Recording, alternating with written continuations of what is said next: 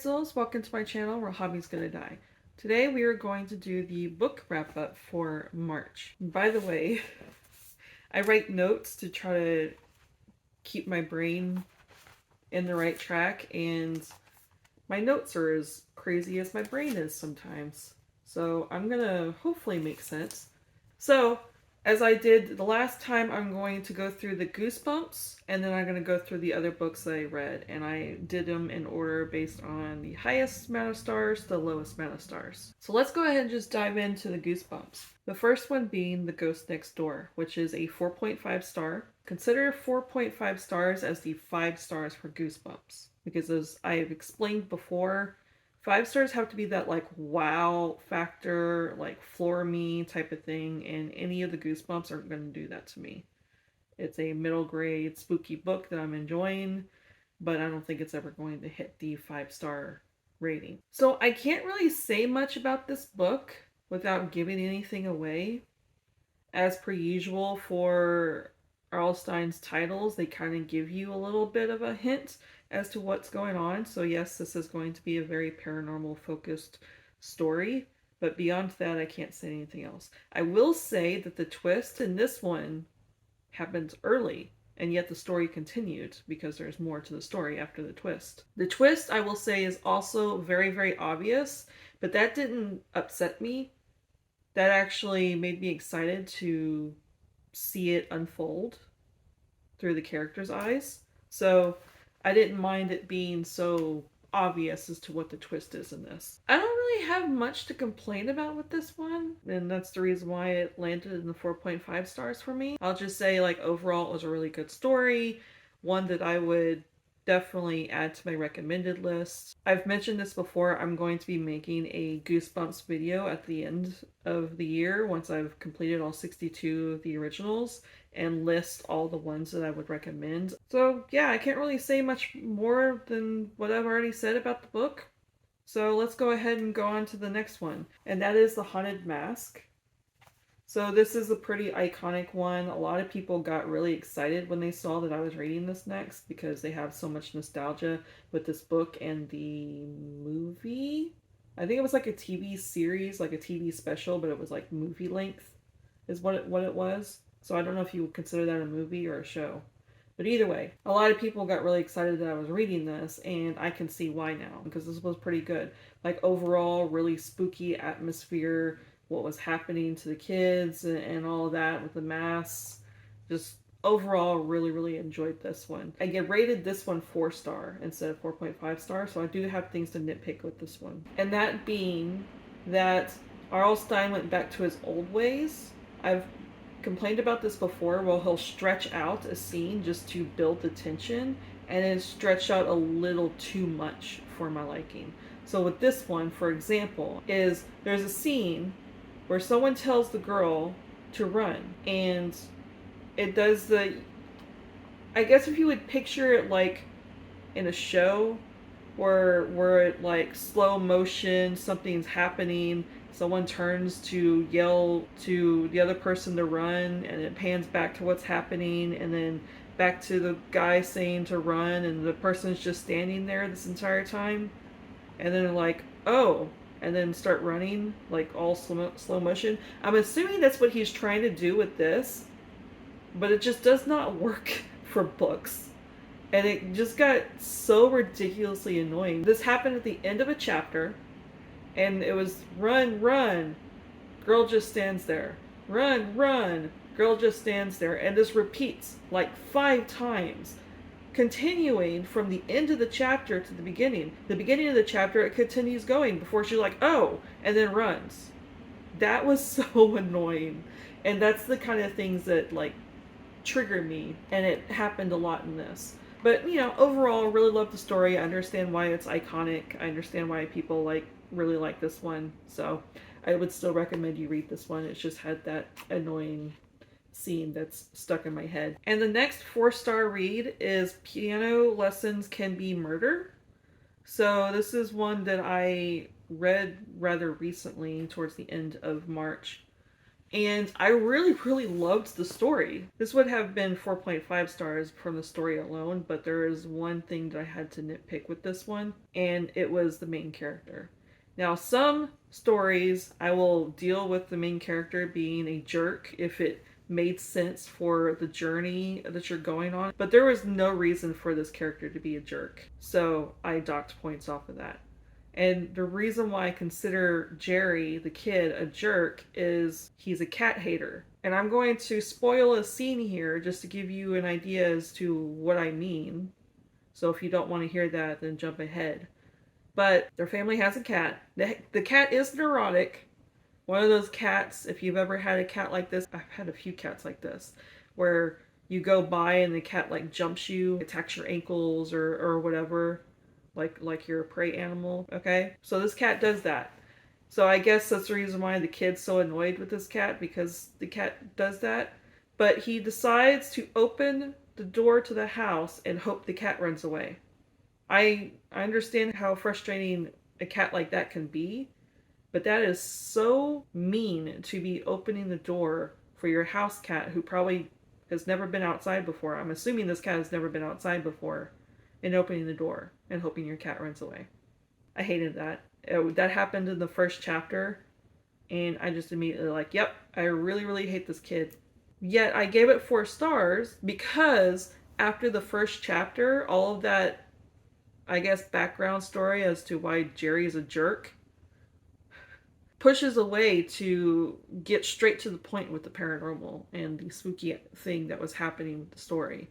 And I got immediately invested in the story after that. So I still recommend the book. I just beware of Jerry. I can't really say a whole lot about the story. Again, I don't want to give anything away. I will say this is a mashup between sci-fi and paranormal. And that's all I'm going to say. What that means, you'll have to find out if you want to read the book. The next book we're going to talk about is The Haunted Mask 2, and I gave it 3.5 stars.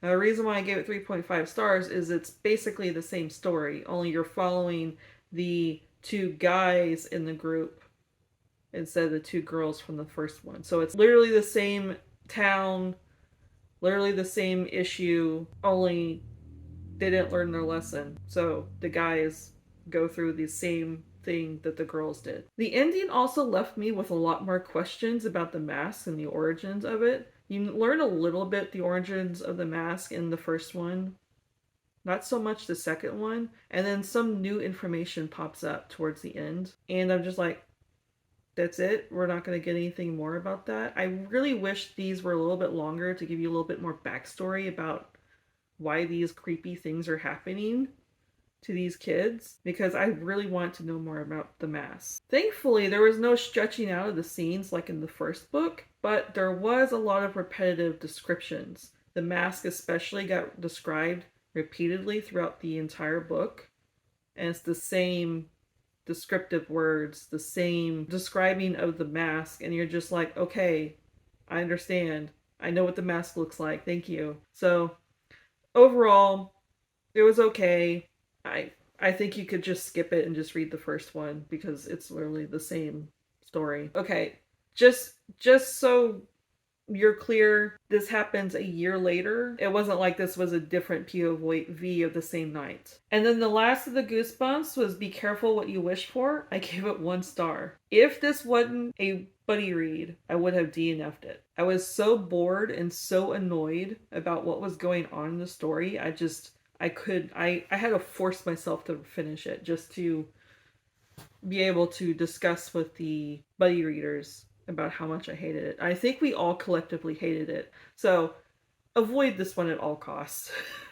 It's not a good one to read. It was basically a basketball story. There was a lot of detail put into the basketball games in this, and you have to be a basketball player to understand what was going on because they use terms and no context clues as to what they mean by these terms. There was like a little bit of spookiness to it.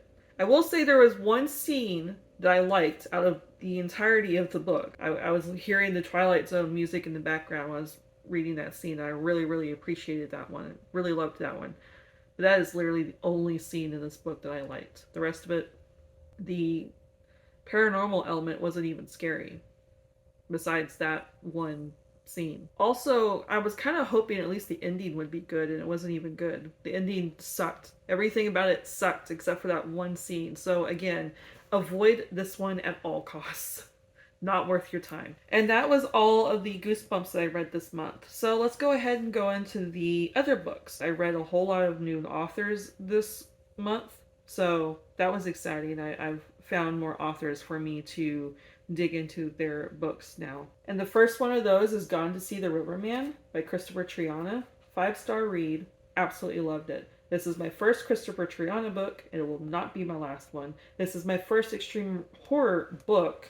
I've seen extreme horror movies, but books I've not had the pleasure of reading, and I'm hooked. I want to read more extreme horror. This is not beginner horror. Do not read this if you're a beginner. You know how there's super fans and groupies when it comes to serial killers? Why people are like that, I don't know. The ones who like write fan mail and stuff to the serial killers on death row.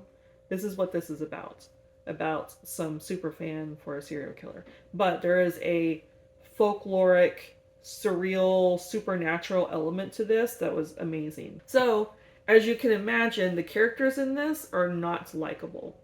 They are toxic, they are horrifying, they got some things wrong with them. There's no way to connect to the characters. There's no trying to understand the characters in this one. But this book, as I've mentioned before and previously with the R.L. Stine books, either I'm going to dock points off because I hate the characters, there's no connecting to them, or I don't care if I don't connect to the characters because the journey itself is what you're reading. This is one of those where the journey itself is what you're reading, not the characters. Also, this is one that I buddy read with Spooky Little Book Nerd, and we both really liked this one. I read 2 books with Spooky Little Book Nerd this month, which I will get to the other one soon. But we both really liked this one. There's a sequel to this, by the way, and I'm really interested in reading it to see how this story continues. The next 5-star read that I want to talk about is The Afterlife Experiment by Sam Weiss. I've mentioned this in my Girl Scout cookie tag. Briefly, I kind of ran through the genres because this mashes a lot of genres. So this was a book tour book that I signed up for, and I am so glad that I did because I have discovered a new author through that. Sam Weiss's writing is great, and this is going to be a book series, so I'm excited to dive in to this series because I feel like it's going to be a wacky journey to go on. At the end of this, I was just floored because this is a very topsy-turvy, jarring story. I will say it can get confusing at times, but you're just as confused as the characters because the characters are so confused as to what's going on, and things slowly unlock as the story continues. So prepare to be confused, but keep reading because things start to make sense and you start to understand the story as it goes on. So what this book is about is basically scientists digging into things they shouldn't be digging into, as per usual. With kind of the sci-fi horror thing, it's always the scientist unlocking something they shouldn't have unlocked, and now all hell is breaking loose is what this is about. And there's a lot of characters either working with what's going on or against what's going on. And I don't want to say anything more than that. You just have to read it and see what the heck's going on in this. And the next 5-star read is Frankenstein by Mary Shelley. I finally read it. This was for Mary Shelley March with Happy Haunts Libraries book club. They watched Frankenstein and they also read the book, and I do believe quite a few people who were joined in also did like other things centered around Frankenstein or Mary Shelley, but the only one I really read was Frankenstein by Mary Shelley because I had so many other books to read this month. And I really, really liked this. I can see why this is such a favorite classic for a lot of people. I went into this thinking I knew the story because Hollywood, I may have not watched the like original movies with Frankenstein, but you see so much about Frankenstein in so many different shows and movies and all that kind of stuff. I thought I understood what the story was about, but Hollywood took their idea and interpreted it so vastly different that it's nothing like the book. Which, I mean, I don't fault Hollywood for. I like their concepts with Frankenstein. I'm not going to judge them for doing that, but don't go into this book thinking that you know the story, because you don't. So I'm not used to classical writing, and Mary Shelley's writing was a little bit difficult for me to get into and understand, but I didn't fault it. I have poor reading comprehension.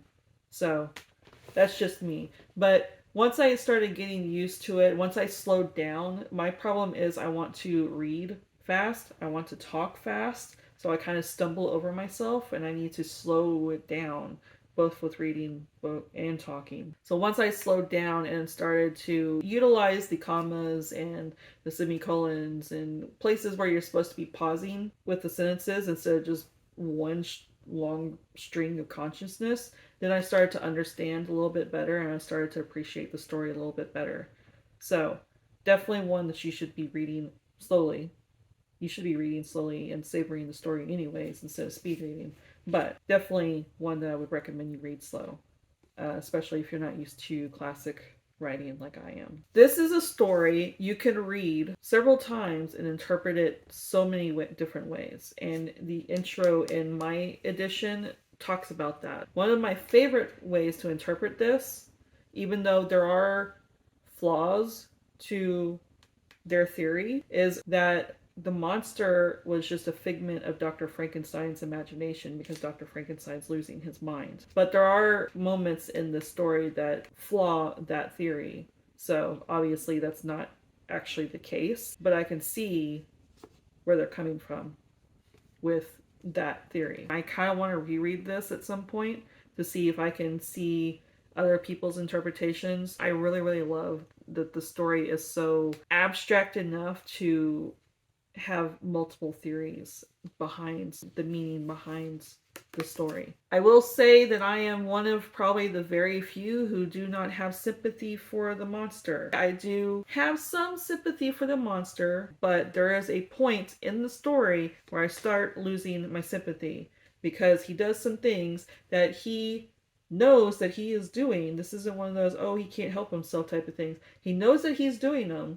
He literally schemed doing them. So I started to lose my sympathy for the monster. I think both of them are toxic. I believe that this is just a journey of two toxic characters and the train wreck that it is them fighting each other. So I have no sympathy for either one of them. This is more of a journey-focused book again than it is trying to understand the characters. I mean, there is some trying to understand the characters. There is some psychological, philosophical trying to theorize and understand the characters, but they aren't characters that you can fall in love with. My opinion, personally.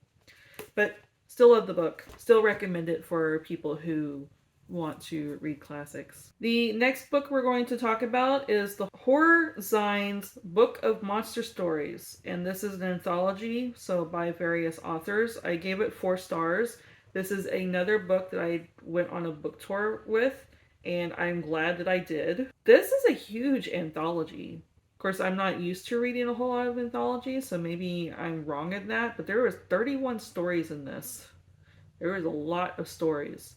And 21 of those got 4 stars or higher with me because I rated each story as I read along. 8 of those 21 got 5 stars from me. I will be warning you, since this is a monster story book, all of the anthologies are about monsters. A lot of those monsters are insect based. So warning for anyone who has a phobia, you will be subjecting yourself to some horrifying stories. But also, you read horror to be scared, right? So I didn't mind the horrifying stories, personally, but I definitely got some creepy crawly feelings. I'm already shuddering.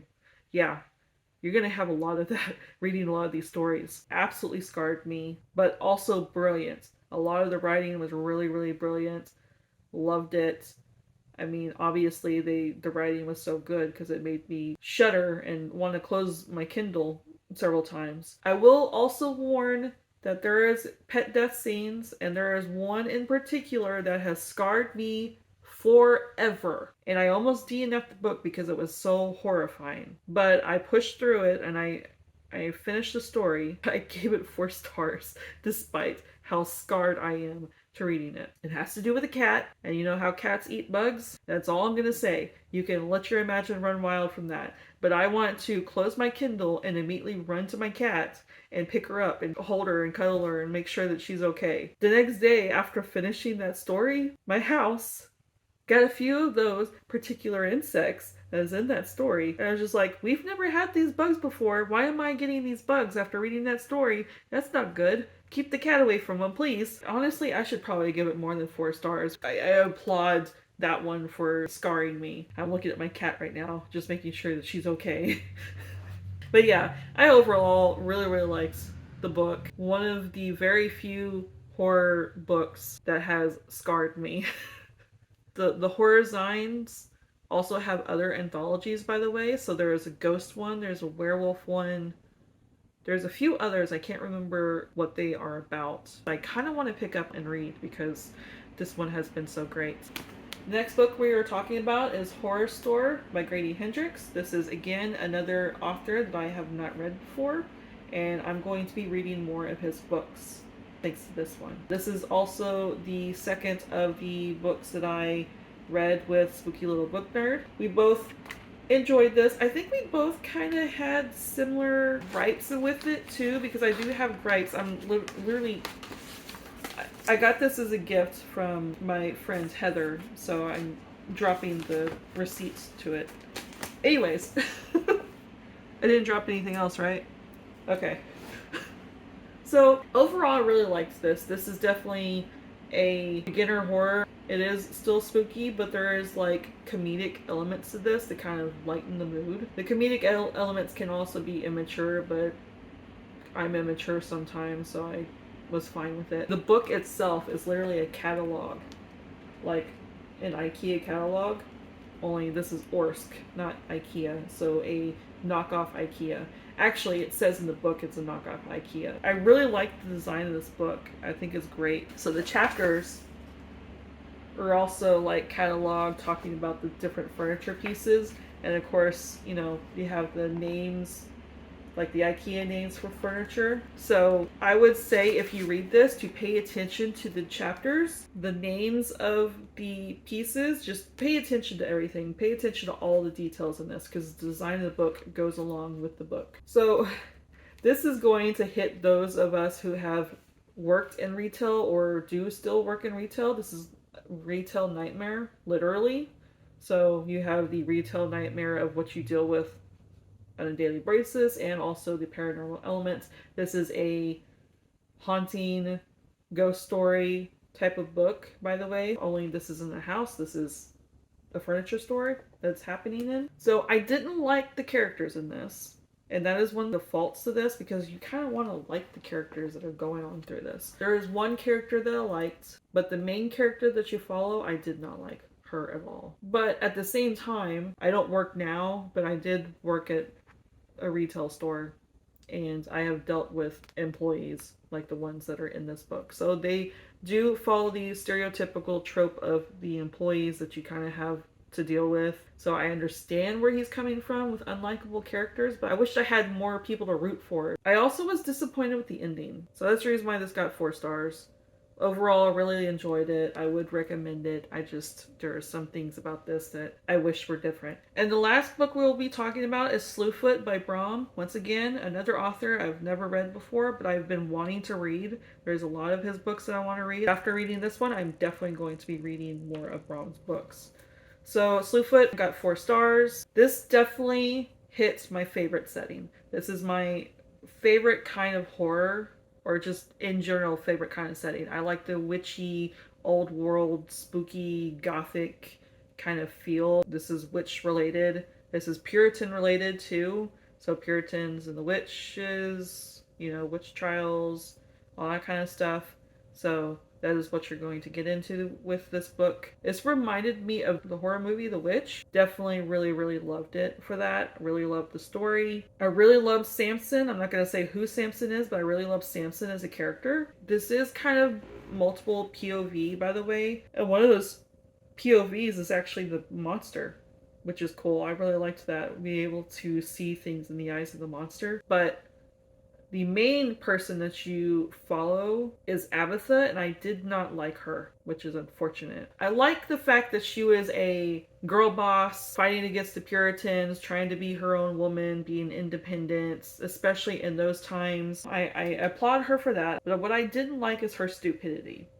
I don't like dumb characters. This book was a span of years, and you would think that she would learn her lesson and try to be a little bit more cunning with what she's doing, but she doesn't. She does not learn her lesson throughout the entire book. And it was so frustrating. So I had to knock off points for that, because this was definitely character driven. I mean, there is story to this, there's plot and everything else, but it was a character driven story. I also felt like the book was a little too long. There are scenes that kind of stretched out and I felt like needed to be edited down. The ending especially. The ending was supposed to be like this grand finale, but it was so stretched out that it lost its tension. I was getting impatient for it to end. So that's the reason why I got 4 stars instead of 5. But I thoroughly still enjoyed it. I think I'm going to pick up the book to have a physical copy of that one, because there's a lot of really cool art in it that I want to flip through. That is all the books. I read 11 books this month. The next video that I will be doing is another reading vlog. I want to try my hand at a reading vlog again, but it's happening the week that family is coming down because it's my brother-in-law's birthday. I don't know if it's going to be a whole week of a reading vlog or if it's just going to be a few days of a reading vlog. It really depends on how busy I get with people here. But until then, like, comment, subscribe. I'll see you next Wednesday. Bye, souls.